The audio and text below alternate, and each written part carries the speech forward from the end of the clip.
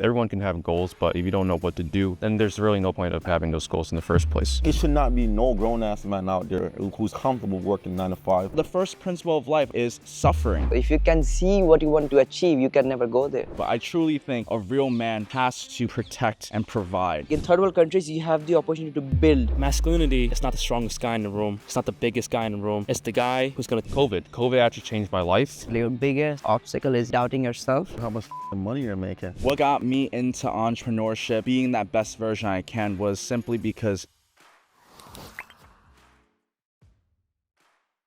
Ladies and gentlemen, welcome to a very special episode of the PeakFlow podcast. Today, we are in front of our Sri Lanka villa. We have a very special guest, Neil over here, the young rising star from Bangladesh. Neil, say what's up to everybody. Introduce yourself, man. Thank you for having me, Marcus. I am a creative agency owner and I do content for myself as well. I teach people how to run an agency based from a third world country like Bangladesh and how to network with people like you lot. So yeah, I'm excited to be here today. Absolutely. We over here, Trevor right next to me, my business partner. Trevor, say what's up to the camera. Yo, what's up? I'm Trevor. I'm 21 from Michigan, and I do e-com. And right now, Jackie to my left. What's up, what's up, what's PeakFlow up? athlete. What's going on, guys? My name is Jackie. If you didn't know, I'm a personal trainer and an online fitness coach. I also do e-commerce, and I'm gonna pass it down to Mikey.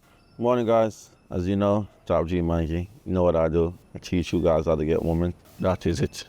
And is it. me, my name is Marcus. I'm a 7-figure entrepreneur from Brooklyn, New York, and I change people's lives through the power of e-commerce. And so today I wanted to share with you guys some of our experiences from the Maldives to Sri Lanka. I wanted to talk to you guys, just give you guys as much value as possible. And the first topic that I want to just talk about is actually a very interesting one. We're from the Western culture, right? We're from the United States. We met online, and you're on the complete opposite side of the world. And I have to give much thanks to the power of the online world, because we probably would have never met had we not invested ourselves into the online space. And so the first thing I wanted to talk about from your perspective, Neil, is what do you think the biggest difference is between Eastern culture and Western culture from your point of view? In the East, it's even more severe. Like, you're very scared to get outside of the box and do something for yourself. So you're stuck with the same university, you're stuck with the same school, you're just repeating the entire same thing. So it's just that everyone's trying to be the same, and there's a limited number of jobs that you can get. So at the end of the day, everyone's getting unemployed. And again, what they do is they're not trying to find a solution to that problem. We're just complaining, right? We are not being able to fix it. So I think the biggest issue with the Eastern parts of the world is just that we are not as open as the Western world. And at times we don't have as opportunities as US as well. Again, language barrier is also something that comes in as a barrier for us as well. So I think we have all these factors, but at the same time, I think we are a bit more hardworking. So that is something also that gives us an edge. So I think overall it balances it out. But still, I think if we were a bit more open to opportunities, I think we would be a lot more better. Very interesting. Yeah, so seeing the world from the Eastern side, Western side, there's definitely lots of cultural differences. And I do think people in the Eastern world work really hard. There's just so much work going on, and we definitely do take some things for granted, like the language barrier that you said. And let's go into, like, what do you guys think, like, based off of your experience? You guys also been with me, you know, traveling around the world. What kind of differences do you guys see? I mean, yeah, like going back off what Neil was saying, the hard working stuff factor. And I think like it's more like in a third world country. It's not really like East and West, because like, you know, like I'm from Jamaica, and Jamaica is like the same thing that I've seen. Just people work more hard,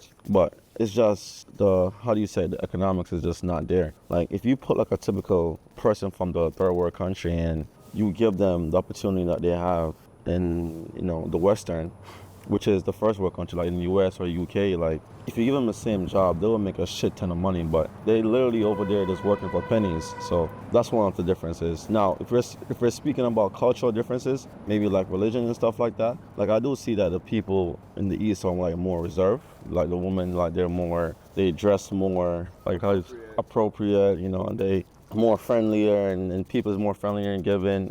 So that's probably like one of the biggest difference that I've seen so far. Do you guys think like opportunity is available for people in like third world countries? Like, is it harder for someone to make money and like really reach the opportunity? I think so, because they all have the same opportunity because the power of the internet, but probably because they still have the same amount of opportunity. It's just their exposure to the opportunity is probably limited, even though on paper they have everything that we have in the US because of the internet. I just think because most people here don't do online business, it's hard to be exposed to the idea of online business, because you usually, like how I learned about online business, just talking to other people, learning what they do, asking about what they do. But if everyone here just works a 9-to-5 job, how else are you supposed to figure out that there's something else besides a 9-to-5 job? Yeah, adding on to Trevor as well, I think it goes both ways. The first thing is in the Western countries, you have more opportunities because you have people coming from different countries in there, right? So you have mix of different cultures. You have like the top 1% of different countries in the Western countries. So it's easier for you guys to get that many opportunities. But again, if you think about the third world country, it's a good thing as well that you don't have that many opportunities, that you can create them for yourself. So you can create one Uber for your country because it's still not there yet, right? So it just depends if you have the bare minimum of opportunities that you need to make something, right? So in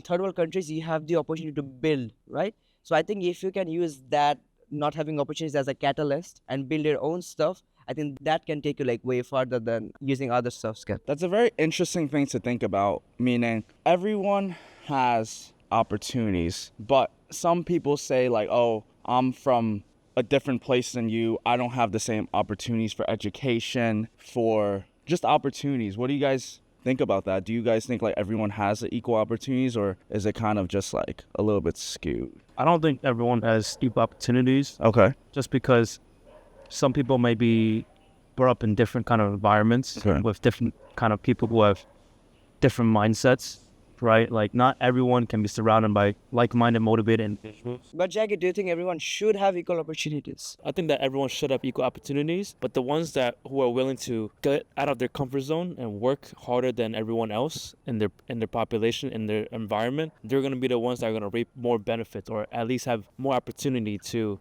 do better and earn better. You get what I mean? I think compared to East and West, technology is definitely a little bit noticeably better in the West. Like the Wi-Fi here, like the data here. No matter how much you pay, you can get more gigs, but it's just not fast enough. It's not like 5G, but maybe like that's what we're used to. We're used to speed in like the Western culture, Speed gets everything done. I feel like in the Eastern culture, it's like a little bit slower, nonchalant, slower pace. You feel me? Like, I think Neil asked Jackie that question for a reason, and I would love to hear your thoughts on why you asked him that, Neil. The opportunity is not because like Marcus was asking, like if everyone should have equal opportunity. I think that it's not life is not a bed of roses, right? You won't have people with an equal opportunities. It's just what you make the best out of what you have.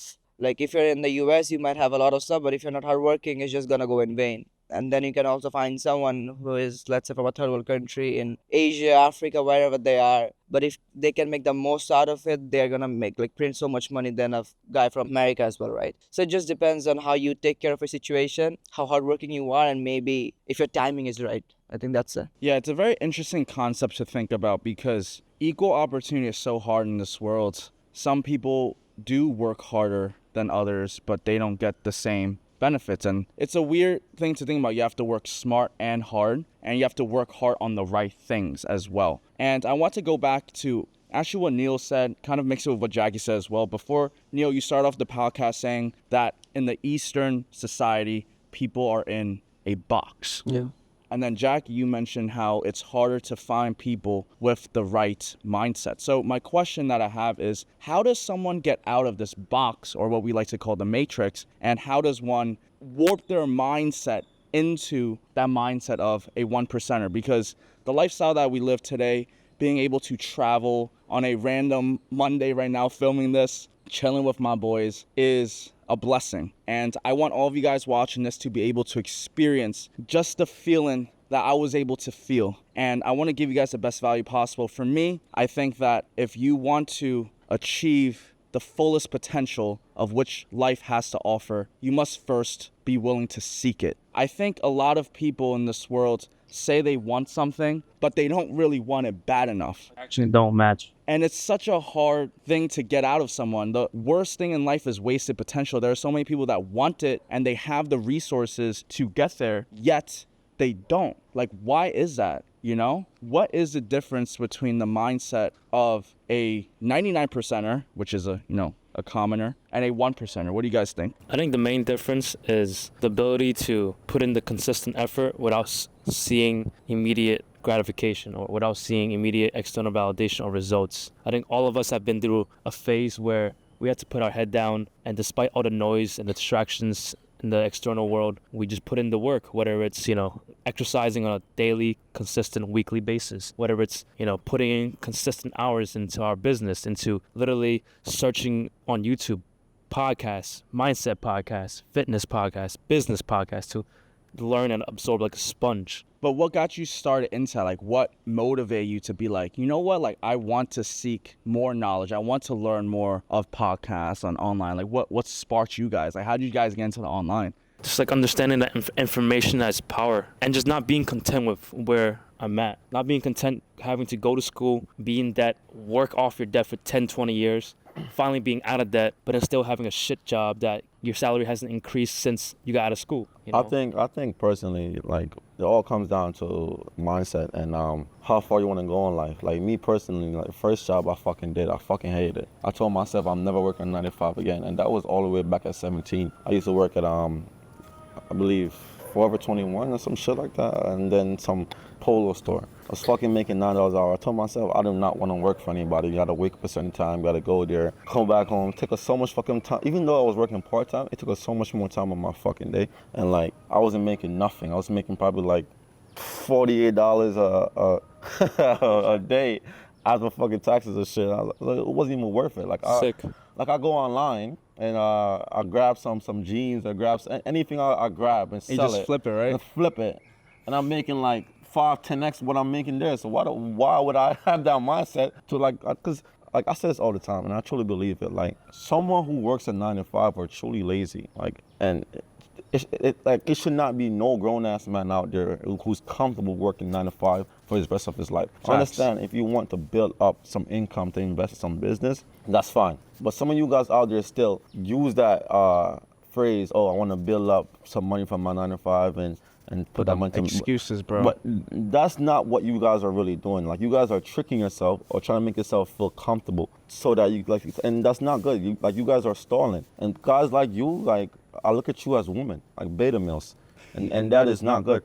Because a real man should always come forward. Like, a real man should always take risks. A real man should always move in speed to make sure his life is good, to make sure he has enough money to take care of his kids and family. That's what I believe in. So to close off what I'm saying, it's all about mindset. All of us right here have fucking conquer hockey. Like, we have that will inside.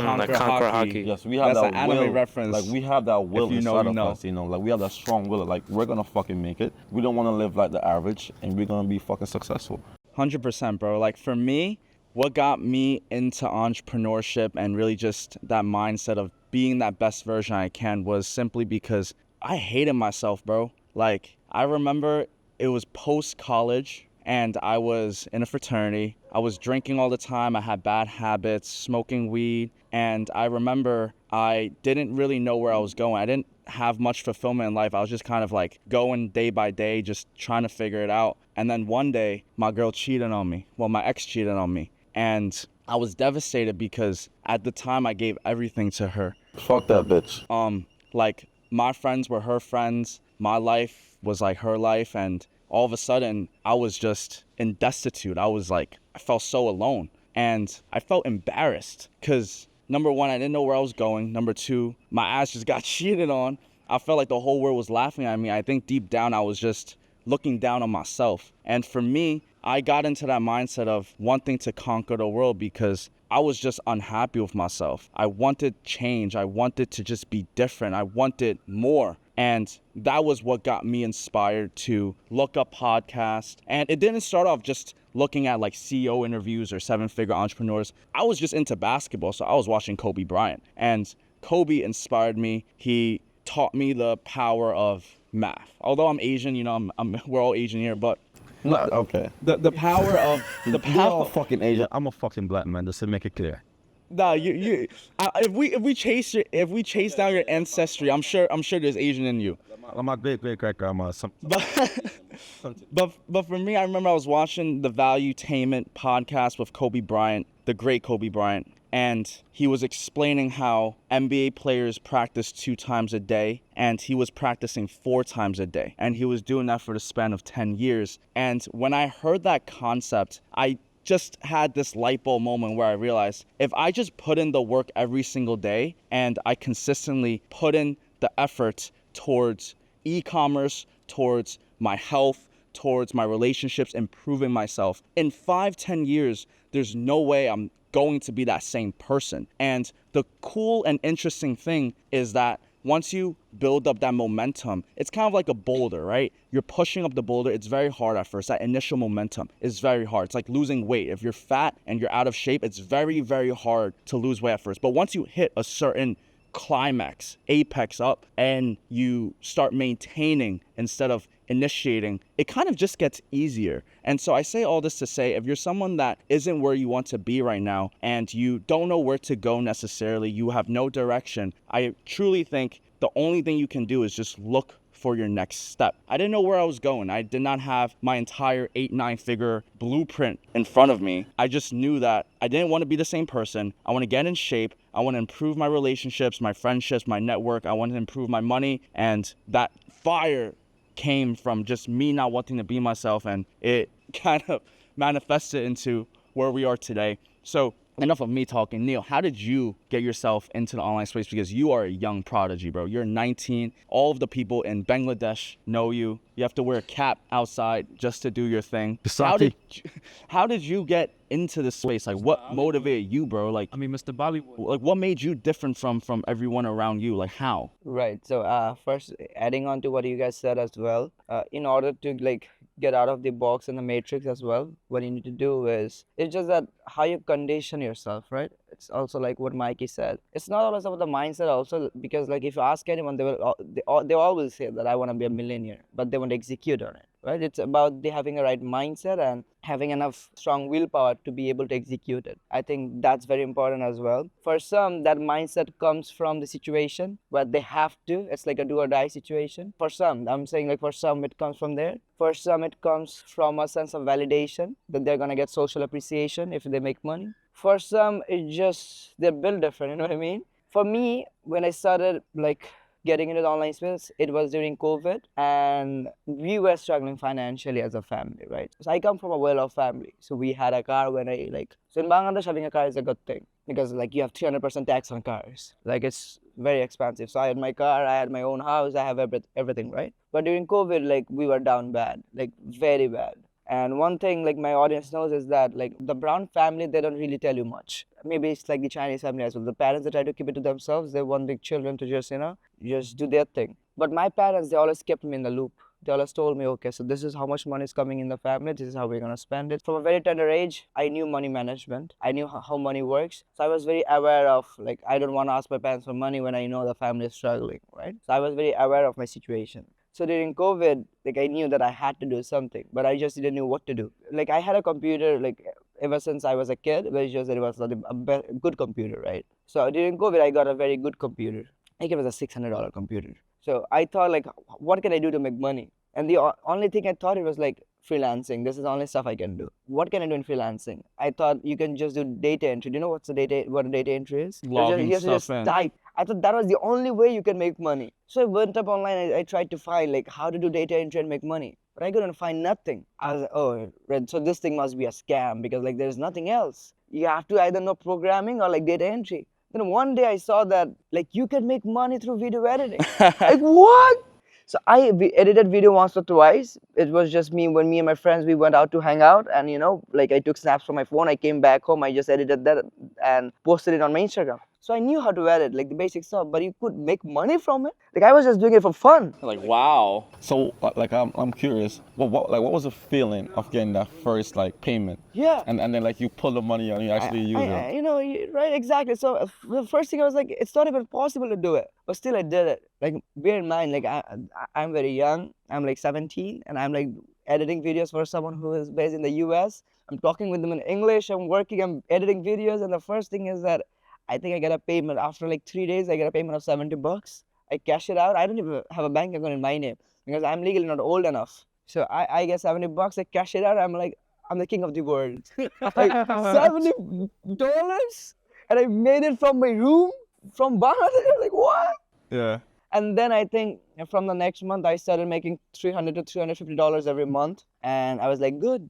And then on my good months, I used to even make $1,000. So I was like, wow. So this must be what life is. Like, I will just always be here. I will be editing videos and I'll be printing this much money.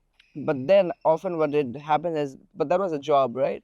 With jobs, you become lazy. You don't give your best. You don't become a better version of yourself. It's good to do a job when you want to learn something. After learning, when you see that you hit the ceiling, you have to quit it. You either get to a new job or you start your own thing. Even if you want to go to a new job, again, you have to have that mindset that I want to learn something here. Once I'm done learning, then I will do my own stuff, right? So I thought that I hit the ceiling now, and like I was just being lazy at the job because I had nothing to give and I was burned out from that job, right? So that was one pivotal moment when I thought that I have to quit it, but I couldn't quit because like I didn't have that enough grit in me to again start from scratch with the business because it was more risky. I had to have more skin in the game. And one thing I always tell my audience is that they'll ask me, what's the biggest motivation for you? Like from the beginning till now, the biggest motivation is money. Like money is the biggest motivation, right? So you don't need to have anything else. If you just have money, if you just work for money, I think you can have everything else fall in place for you, right? So money was always my motivation. And so I just took the leap of faith and I just quit my job and I started working for my business. And luckily, it just worked out in 1 month. In the first month, I made like 3x more money than I made from my job, even in my best month in my job. I made, like fast forward to 1 or 2 years now, like we're making 10K, 15K, and 20K months right now. And I still imagine, I think that when I was making like $200 or $300 a month, I was like the happiest kid in the entire world. So you asking me how I got into the online space, it was just, I had to at that time, but now it's a game and I'm addicted to it. Even if I want to get out of it, I just can. Like I want to do the next thing. It's a lifestyle. So if I hit the 20K mark now, the next I have to hit the 50K, then the 100K. I don't think it's ever gonna end. I feel you, bro. It does feel like a never-ending game. Trevor, my business partner, my brother, you got into this world 10 years earlier than me. I'm curious, bro. Like when I was in high school, I was just trying to have friends and trying to talk to girls and just playing around. Like, how did you get into the online space? I actually got into it a lot earlier. So I saw my first dropshipping ad at 12 years old. So I got exposed to e-com back in like 2014. 12 years old? Yep, there were gurus back then. So I've been 12 years old, bro. What? So that being said, like I found I watched the dropshipping ad. Back then I was just playing video games, Minecraft and all those games. So I found this dropshipping ad.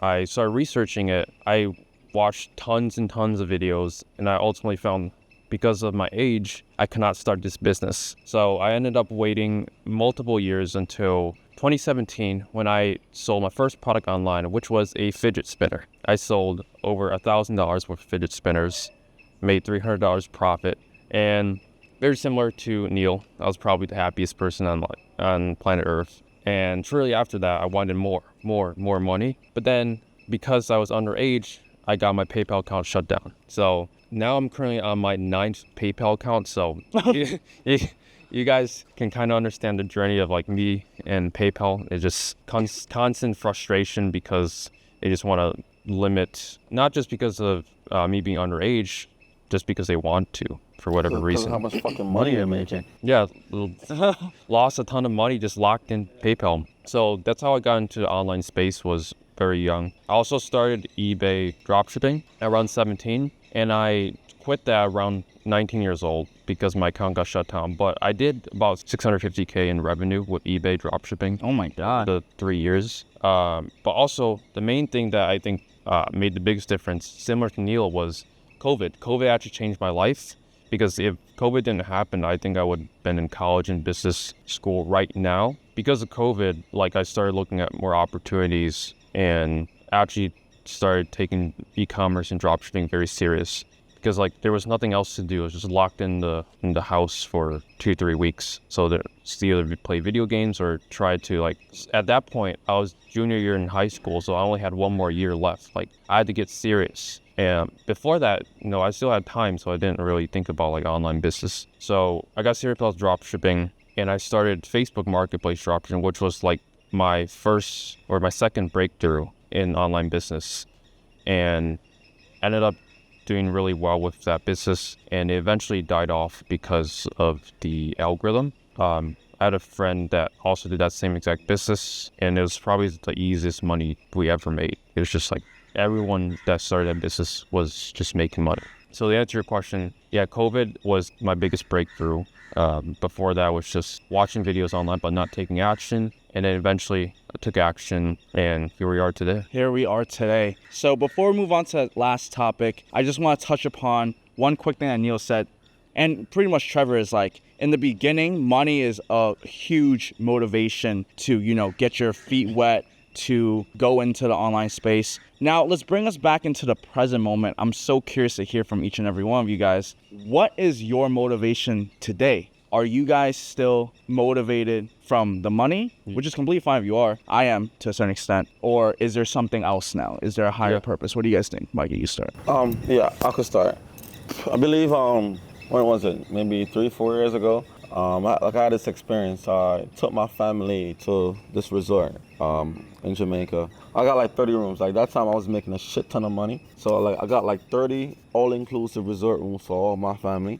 And everyone was there, was so fucking happy. Everyone was enjoying themselves. The kids was running around. There was no bad energy, no nothing. Maybe the reason why, because I pay for everything. And no one wasn't worrying about anything. So that's what brings me happiness, like seeing people around me happy. And like right now, like, that's my motivator. Well, and happiness, but it takes money to bring that happiness out. So that's why because when I was younger, like as you guys know, like I was raised and born in Kingston, Jamaica. That's also some place similar to Neil.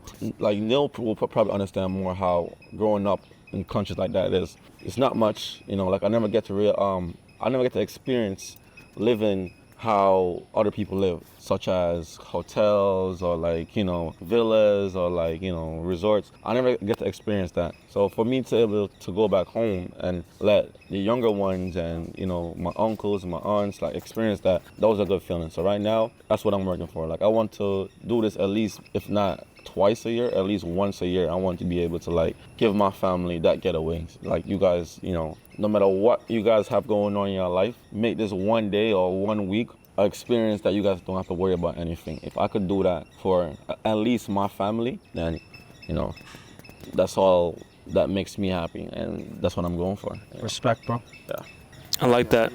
I mean, still to this day, for sure, money is a big motivator for me, but it's also the freedom that comes with the money. It's not just the paper, it's just the freedom that comes with the money. Like being able to sit at a restaurant and pay for my whole family's meals, my meals when I go on a date with my girlfriend, not having to like literally. I remember a specific point in time during college and just postgraduate college, I would be shaken at the restaurant, looking at the numbers, seeing what I can choose to like save more money, not eating as much so I could save more money. And like I remember specifically how that feeling felt mad embarrassing that I had to like not be able to eat as much or choose certain items because I was financially limited, So having the freedom to do as I wish and how I wish is a big motivator for me.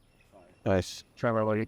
For me, it's very simple. It's money, family, legacy. Money because once you are addicted to money, you just want more and more. And I hope that doesn't become like a downside later down in life. Hope it doesn't, but legacy being like everything that you do in life, you have to have a purpose. So that being said, my legacy, I'm honestly still undecided right now. But on the family side, I would love to like retire as many friends and family as much as possible, become a philanthropist, potentially in the future. Yeah, just give back to those that were just not in the right position, didn't have the opportunity, like we said early on. I just think that ideally, I would like to see myself very happy and content with my life. I think I don't see getting money equal to more happiness, more peace. I see money as a tool that can get me experiences and things which might bring me peace and happiness. So that's what I see, and I think like happiness and peace comes for me in various ways and forms.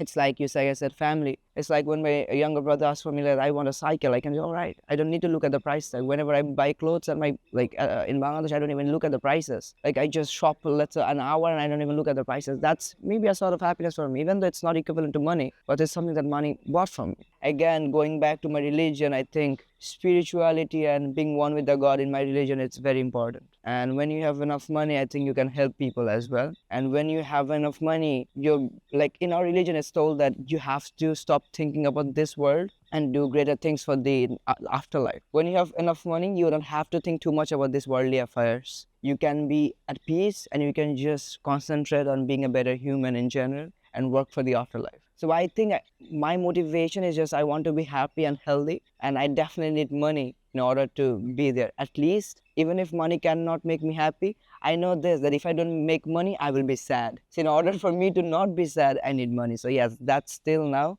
one of my biggest motivation, if not the biggest. That was awesome and very deep as well. What everybody said here, I resonate with so much. And for me, at this point in my life, and probably at every point in my life, the biggest driver for me, if I could sum it up in one word, was freedom. I've always felt that I wanted to feel free. I wanted to experience that freedom. And as you just start getting a little taste of the freedom from, making money online and being able to travel, you just want more and more and you crave more. And for me, at least at one point in my life, I hit a certain benchmark of freedom where I just looked around me and it was kind of empty. Like there are only 2 seats in a Lamborghini and there are only so many people outside the box or the matrix. And part of me just wants to hang out with my friends and be able to experience the luxuries of life with my boys, with my family. Because what's the point of making all of this money and being able to do all of this if, I can't do it with the people that I love,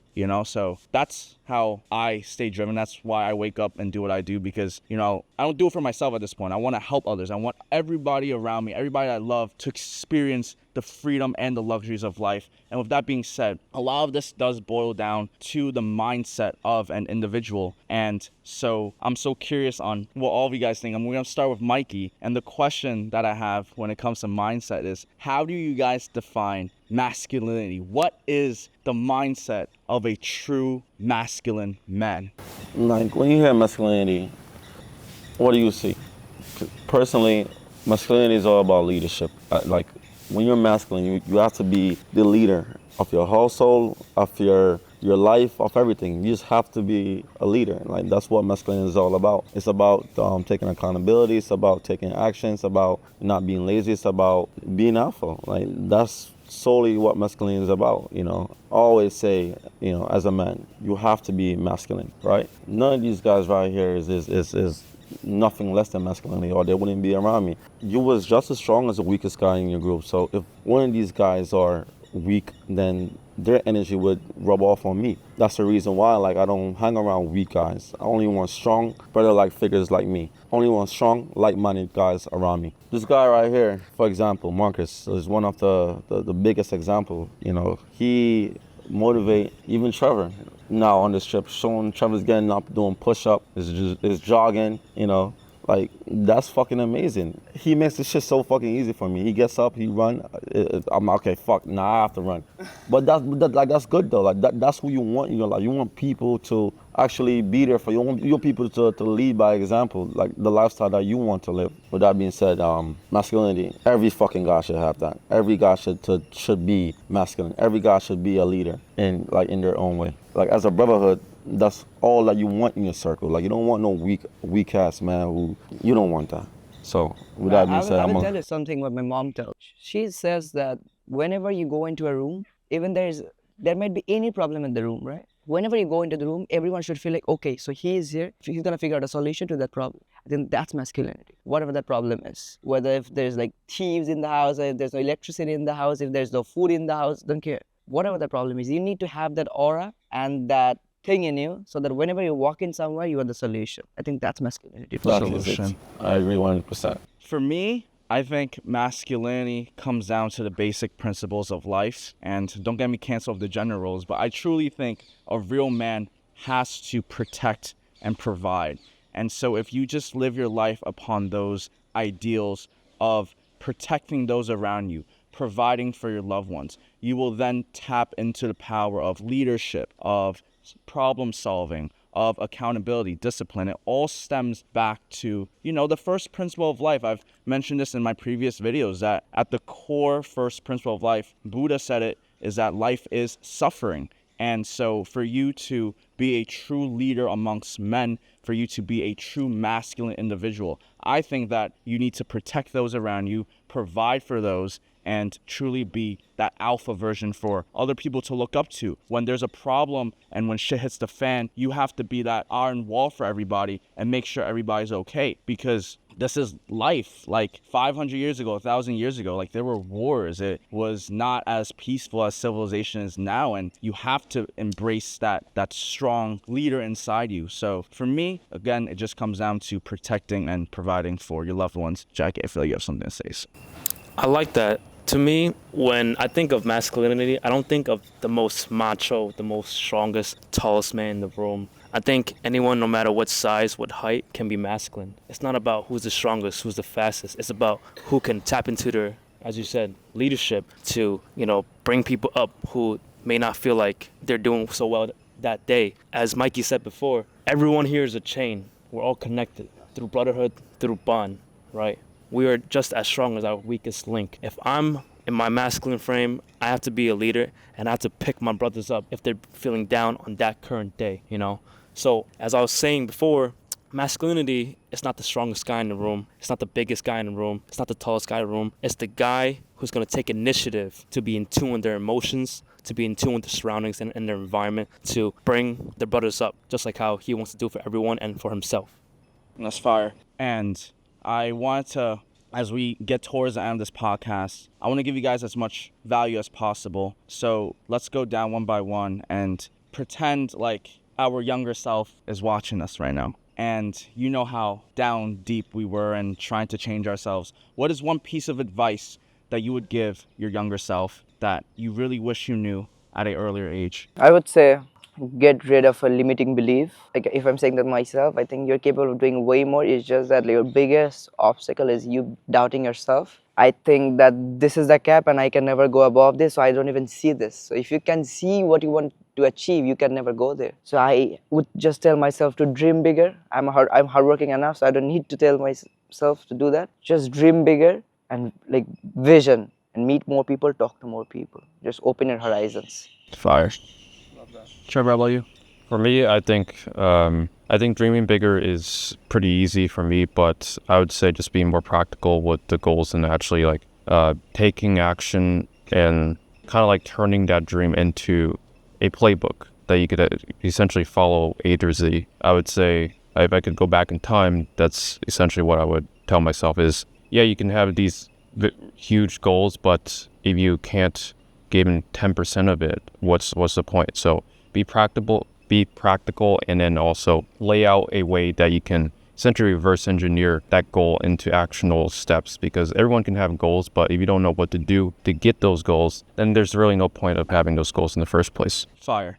For me, since days of young, if you guys don't know, I'm an only child. So growing up, I've always yearned for friends. I've always wanted friends around me, or a brother or sister, I guess. If I'm talking to my younger self was just so worried about social status and having friends. I would tell myself that if you want the network that you desire, if you want that brotherhood, that bond, just work on yourself first, man. If you want to attract the right people in your life, you must be that person first. They don't just come out of nowhere, bro. You have to actually work, be consistent. And in terms of exactly what Trevor said, just because you have big goals, big vision, you need to have a sense of practicality.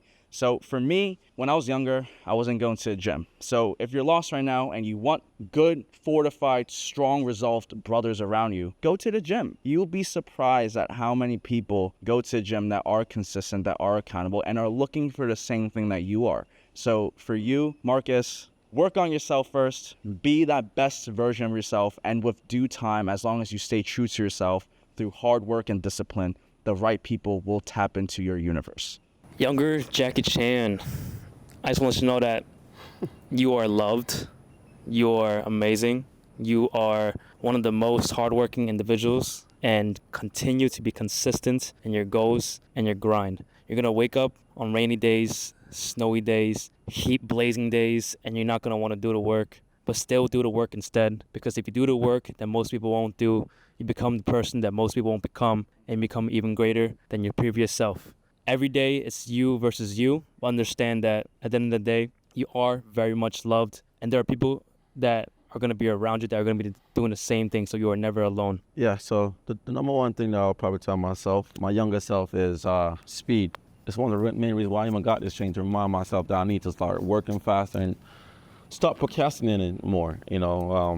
As long as I could understand that mindset of it doesn't matter where you are at, as long as you just work fast enough, you will end up reaching the top. So, younger self, speed.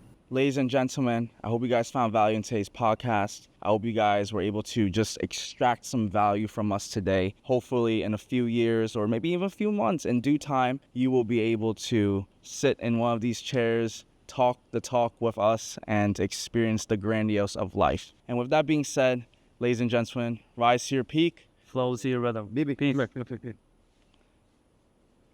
Oh, you come over here. Yeah, rise to the rhythm, fall to the peak. Flow. She fucked me up.